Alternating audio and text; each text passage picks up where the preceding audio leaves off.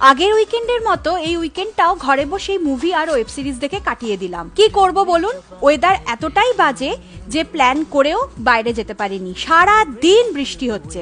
আর আপনাদের একটা জিনিস দেখাই, এই দেখুন, আমি এই তুলসী গাছটাকে বেশ কিছুদিন আগে এনেছিলাম, একদম ছোট ছিল, এখন কতটা বড় হয়ে গেছে। তাই ভাবলাম উইকেন্ডটা যখন বেরোলামই না, তাহলে একটা কিছু বানাই যেটা রবিবার সন্ধ্যেটাকে জমিয়ে দেবে। তাই মনে হলো সন্ধ্যেবেলা চা না খেয়ে একটু কোল্ড কফি বানাই। কোল্ড কফির নাম বললেই আমার বর্ধমানের রামপ্রসাদের কথা মনে পড়ে যায়। বর্ধমানে একটা রামপ্রসাদ বলে দোকান আছে, যেখানে লস্যি আর কোল্ড কফি হচ্ছে ভীষণ ফেমাস।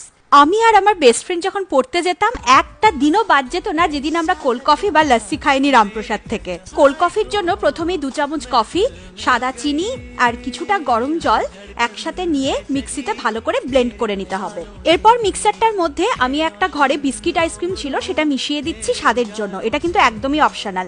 তারপর পরিমাণ মতো চিল্ড দুধ কিছুটা এর মধ্যে মেশাতে হবে। এরপর মিক্সারটার মধ্যে একটা সুন্দর মিষ্টি গন্ধের জন্য দিয়ে দিচ্ছি কয়েক ফোঁটা ভ্যানিলা এসেন্স, আর দিয়ে দিচ্ছি কয়েকটা আইস কিউব, যেহেতু এটা কোল্ড কফি হবে। সবকিছুকে আবারও মিক্সিতে ভালো করে ব্লেন্ড করে নিলেই কিন্তু আমার কোল্ড কফি বানানো হয়ে যাবে। আর সবার শেষে ওপর থেকে একটু চকলেট সিরাপ আর আইসক্রিম দিয়ে দিলেই কিন্তু আমার আজকে কোল্ড কফি একদম রেডি। সব থেকে মজার বিষয় কি জানেন তো, আজও যখন আমি বাড়ি যাই, আমি আর আমার বেস্ট ফ্রেন্ড টাইম বার করে রামপ্রসাদের লস্যি আর কোল্ড কফি খেতে আমরা যাবই যাব। কোল্ড কফির সাথে মুভি দেখতে দেখতে আমার রবিবারের সন্ধ্যেটা বেশ ভালোই কেটে গেল। সে আমি নিজে যতই ইয়াম্মি আর টেস্টি কোল্ড কফি বানাই না কেন, আমি কিন্তু সেই রামপ্রসাদের ছোটবেলার কোল্ড কফি আর তার সাথে আমার বেস্ট ফ্রেন্ডের কোম্পানি, এই দুটোকে ভীষণভাবে মিস করছিলাম।